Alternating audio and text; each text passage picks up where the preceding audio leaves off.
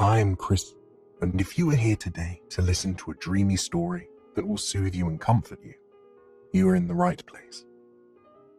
Tonight, I will guide you to a night of restful sleep, as I tell you the story of a love sparking in a small mountain town. We will follow Charlotte as she wanders down snow-coated streets, aglow with the candlelight flickering in old store windows. We'll join her as she navigates the simplicity of small towns with peace and love in her hand. And, perhaps the sweetest of all, we will watch as she falls in love with a man full of compassion, love, and respect. Before we begin, let us take a moment to find comfort and peace in the space we are in now. Lay down in a position that is kind to your body and your mind. Can you feel yourself sinking into the mattress? Can you feel the soft pillow cradling your head, giving you a safe space to relax after a long day? So often, we feel too busy to care for our bodies or give them the love that they deserve. But here and now, there is plenty of time to give yourself care. There is no rush, there are no expectations, there is nothing you need to do except be kind to yourself.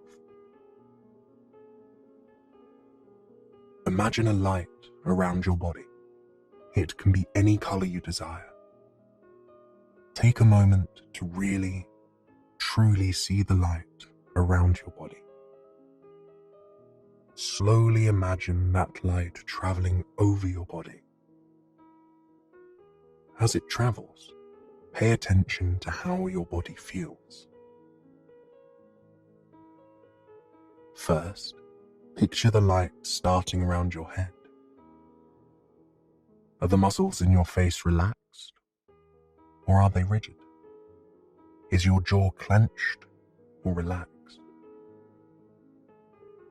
Whatever tension you are holding in your head, you are fully capable of letting it go.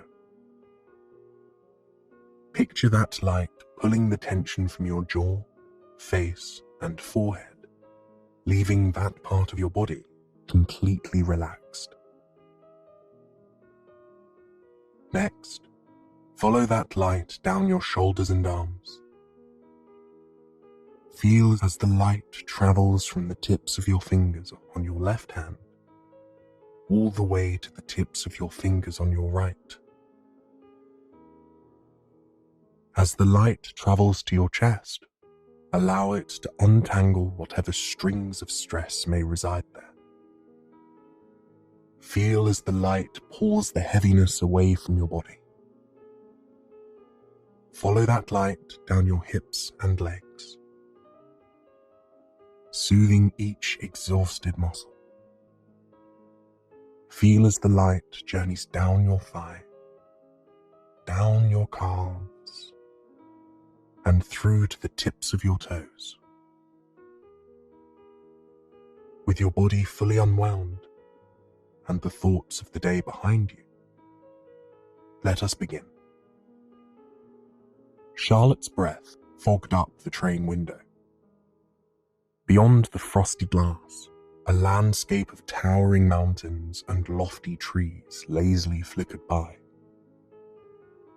Overhead, the clouds were dark and heavy, hanging so low that she could see the curve of each cloud.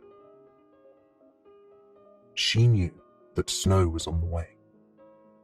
This time of year, it seemed to snow almost every day in her hometown. If she closed her eyes, she could remember every bit of her childhood snow days here. How she would awaken in her nice, warm bed to the steady rumble of snow plows sliding piles of freshly fallen snow to the side. How she would crawl out of her bed with a blanket draped over her shoulders and look out over the landscape, amazed by how perfectly the white flakes had blanketed the landscape, subduing every harsh line and turning the world into one of softness and peace. She closed her eyes as the memories washed over her. The consistent drone of the train wheels and mechanics was a steady, rhythmic lullaby that seemed to be urging her to sleep. Chug, chug, chug, chug. The wheels spun and spun and spun, driving her deeper and deeper into the depths of the countryside.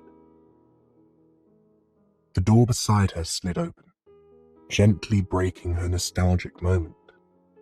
A waiter in a velvety coat handed her a cup of steaming hot chocolate, one she had ordered only moments earlier. She sipped down on it, allowing the sweetness to engulf her taste buds and warm her up from the inside. But that wasn't the only thing that came through the door. A man sat down across from her.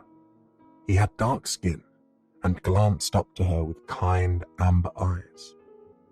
She knew those eyes from somewhere, and as she met his gaze, she knew exactly where from. Growing up in such a small town, everyone knew everyone. It was something she missed about White Cedar Valley. She felt as if she was always safe, protected by a community of people who loved and appreciated her. For years, there was one person who was at the center of that feeling of love and safety. Edgar. Edgar was the neighbor boy, the boy she used to catch fireflies with on warm summer nights. They would frolic through the flower-filled meadows with mason jars, scooping fireflies out of the air. They'd lay in the cool grass together, looking at the warm glow of the bugs and the starry sky just beyond them. In autumn, they would journey to the outskirts of town, where the farmers' fields and orchards were ripe with the bounty of the season. They would meander through cornfields, breathing in the earthy fall air as they happily got lost in the rows of plants. When winter came, they would spend all day on the pond by the house. She swore she could still feel the breeze that would lap at her face as they spun around on their ice skates, their laughs warming the air around them. Then, in spring, they would slink outside to soak in the warmth of the earth awakening from its slumber. They'd catch tadpoles and listen to the peepers' gentle calls as they navigated fields of wildflowers. It was a beautiful friendship. Truthfully, it was a beautiful childhood, and that was largely because of him. They had grown up together. They shared the first kiss together. They went to prom together. She could write a novel about their time together, but it came to an end when she moved away for college. When they locked eyes, it was as if nothing had changed. Beyond his amber gaze, she saw the same friendliness, the same warmth that had filled her soul and engaged her mind for years and years. They hugged in a tight, loving embrace that seemed to cement her in the moment.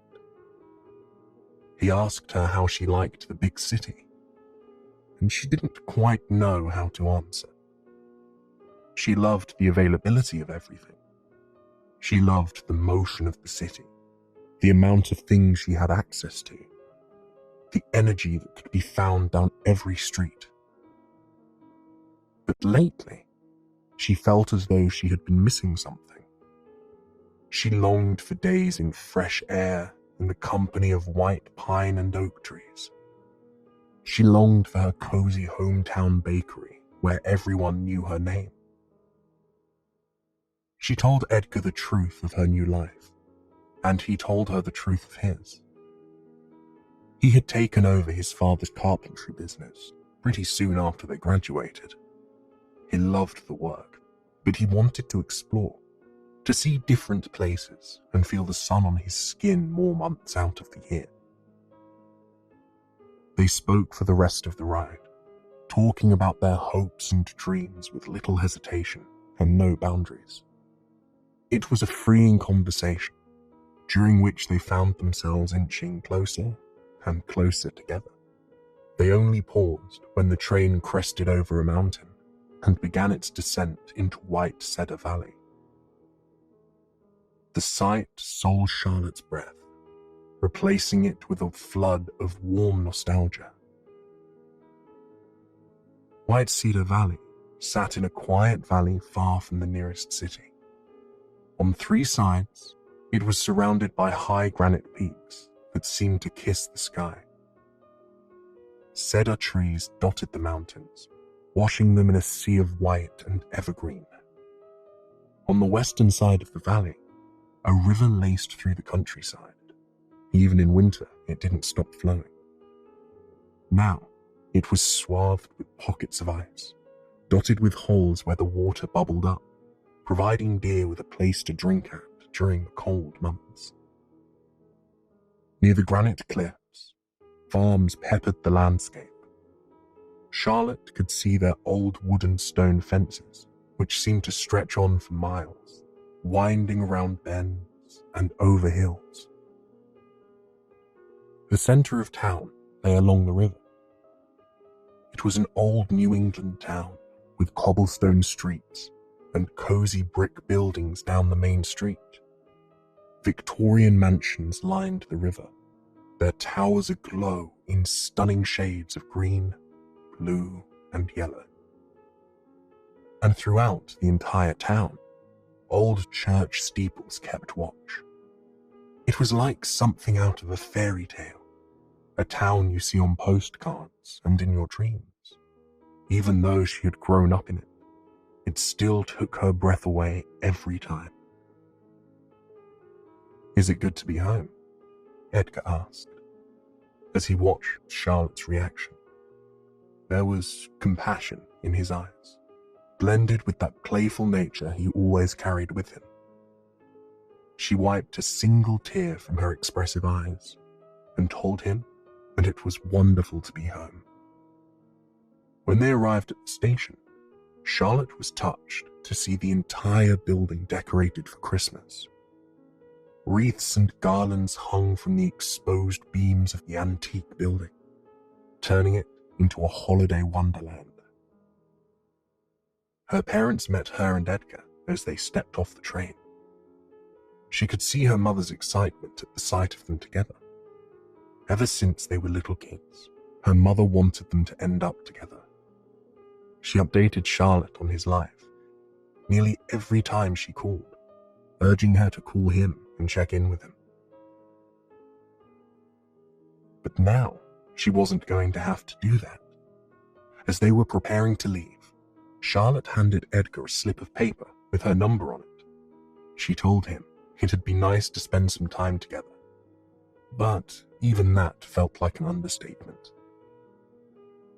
After a hearty meal with her parents at her childhood home, she slunk off to bed, exhausted from such a long day.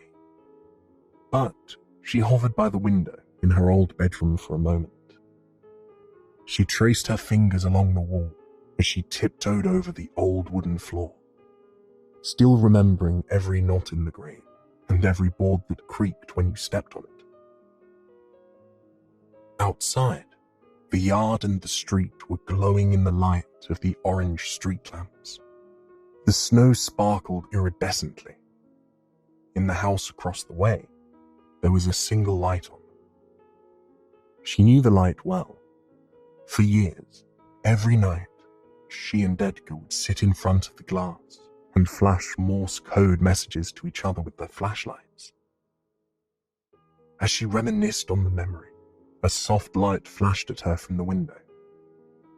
Across the way, she could see the faint silhouette of Edgar, just enough to tell he was smiling. He flashed a message to her again. She wrote a letter in her notebook, the sound of the graphite sliding against the paper like music to her ears in the still winter night.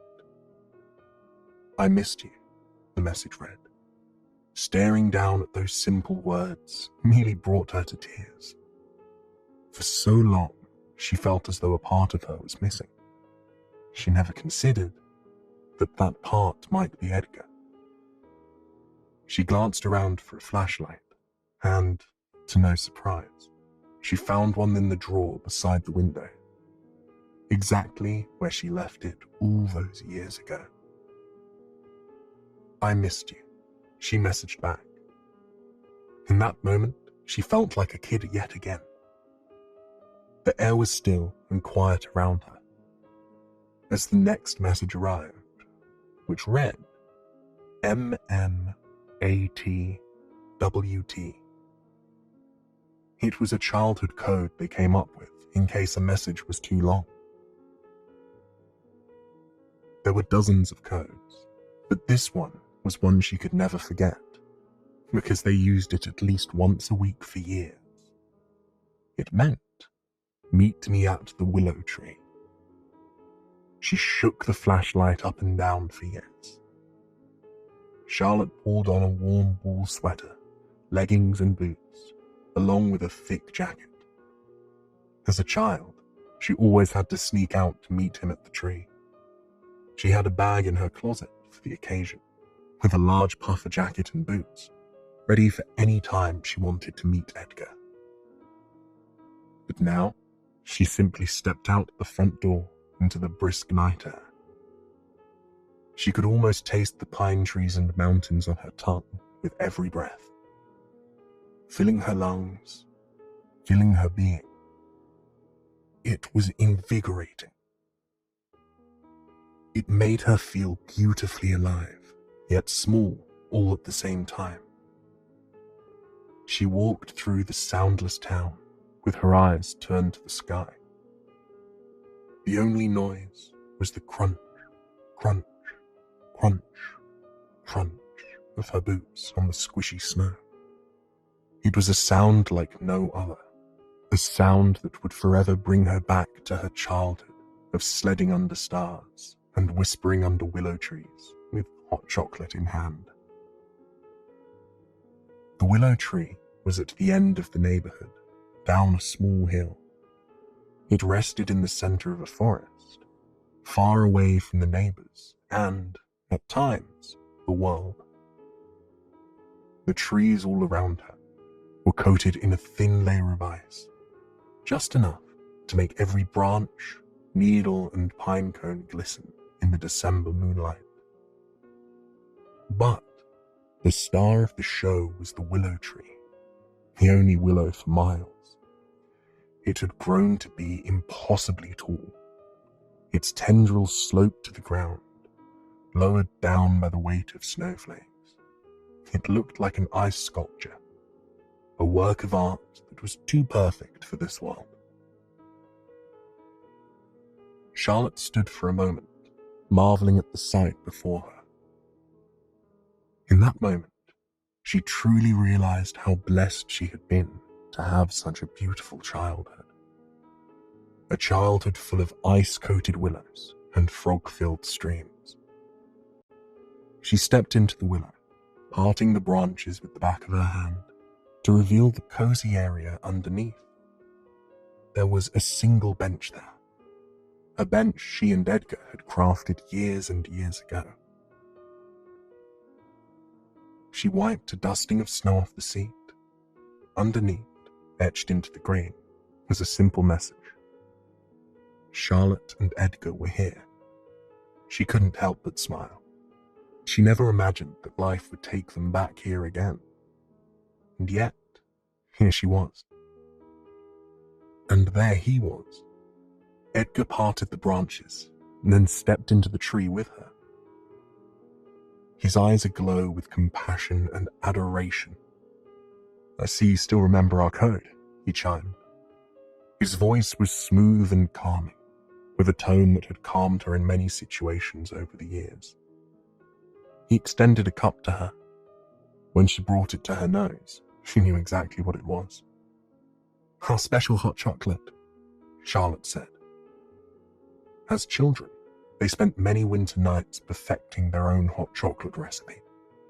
They even sent the recipe to the North Pole, hoping that Santa would bring them up to his workshop to make some just for him. It was a sweet gesture, and a lovely memory in a single cup. She brought it to her lips as the steam rose over her face, a welcome contrast between her and the night air. As the hot chocolate filled her mouth, she was flooded with a wave of nostalgia that warmed her from the inside out. She was also flooded with a sweetness unlike any other, as if she had poured the contents of a chocolate shop into her mouth. Judging by Edgar's reaction, he felt the same way. They both laughed, plopping down on the bench next to each other. I found the recipe and followed it exactly, I swear. Edgar chuckled. Charlotte swirled the cup, watching the thick hot chocolate leave trails along the edge of the cup. Oh, I believe you, she chimed. We were 8. We would make something that sweet. As their laughs died down, they lapsed into a comfortable silence. It wasn't awkward. It wasn't uncomfortable. It felt like home. Here, under the icy willow tendrils in the moonlight, she felt at home with Edgar in a way she hasn't in years. They sat and talked for hours, their breath forming clouds with every word they spoke, their hands searching for each other, for a gentle touch or caress on occasion. The conversation was like the river that ran through town, ebbing and flowing around familiar corners, resting in deep spots for a few peaceful moments before continuing to move forward. It was always comfortable, always natural. She found herself getting lost in his eyes on occasion. As a child, she would always say his eyes looked like honey, and now she could see how true that was. They sparkled when he spoke of certain things, and swelled with emotion when he spoke of others. He was a man of compassion, a man who found joy in the smallest of things, like flashlight Morse code, or a shared hot chocolate under a starry sky. By the time the night really began to cool, they had been talking for hours. Charlotte hadn't realized her teeth were chattering until Edgar extended his suede jacket to her. She tried to tell him she didn't need it, but as he leaned in close and wrapped the sleeves of it around her, she melted at the touch. The two began walking home together, just like old times. As they neared their homes, they both found themselves walking slower and slower, not wanting the night to end. They hovered in front of their doors, unsure of how to part ways. But Charlotte made a decision. All those years feeling empty, all those years feeling as if something was missing. She didn't want to do that anymore. Snow began to fall around them. The flurry was a dance of large, fluffy snowflakes, the kind that drift from the sky ever so slowly, turning a landscape into a scene from a Christmas movie. They both gazed up at the sky with delight. It felt magical, ethereal, like something they had been waiting for all their lives. Charlotte's gaze drifted down to Edgar. She watched as his amber eyes continued to stare in awe and wonder at the snowy display all around him. That joy, that love of life, is precisely why she did what she did next. She leaned forward slowly, wrapping her hand gently around the back of his neck. She drew him in, pressing her lips softly against his. She felt herself melting into his arms, melding into him as they kissed in the middle of the street. Finding catharsis for their years and years of quiet love in that single moment. When they pulled away, they shared a look unlike any other. A look that told Charlotte Edgar was going to be in her life for a long, long time. That night, she curled up in her childhood bed, knowing she had done something she had always wanted, that she had the person she always dreamt of being with. Sleep came easily and beautifully that night, and her dreams were filled with nothing but peace. For the next few weeks, Charlotte and Edgar spent every moment together. They danced on the cobblestone streets of downtown in the moonlight. They ate at all the restaurants they had as kids and blew bubbles in their drinks, just like they had 20 years ago. At night, they held each other tightly, whispering about their hopes and dreams for the future. Charlotte wanted nothing more than a life of happiness and love, and that's the life she knew she could have with Edgar. They longed for something in between the city and the country, and they knew exactly how to find it. They renovated an RV for themselves and headed out on the open road. Charlotte would work remotely, curled up on their soft couch as they traversed mountains and cities and plains across the country. Edgar would freelance wherever the wind took them. As they drove off in their RV, Charlotte held Edgar's hand. She glanced behind them as they rose up over the mountain, leading out of White Cedar Valley. She looked at the glowing lights of downtown, the peaceful farms, and the tall church steeples with gratitude. It was the town that made them, the town that made a love like this possible. The last thing she saw, far off in the distance, was a single willow tree. It seemed to glisten in the sunshine, outshining every other tree in the forest. Emotion welled in her eyes as she watched it disappear over the horizon. There would be more willow trees in their future, forests full of them wherever they went, as long as they went there together. I hope this story has brought you to a night of soothing sleep.